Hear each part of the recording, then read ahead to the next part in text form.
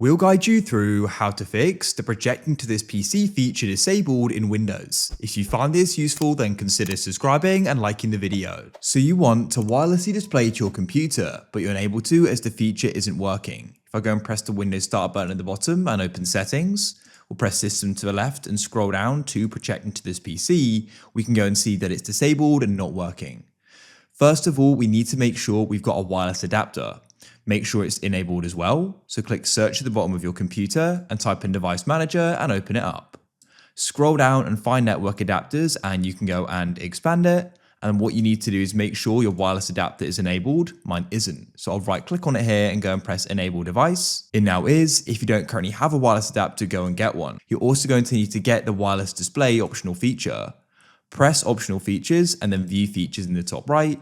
At the top you can go and type in wireless display. Select it and press next and we can add it. When it's finished, it'll go and say added. And now it's ready, we can go and use it. Choose your settings and press the launch button. I'm now displaying my phone on my computer.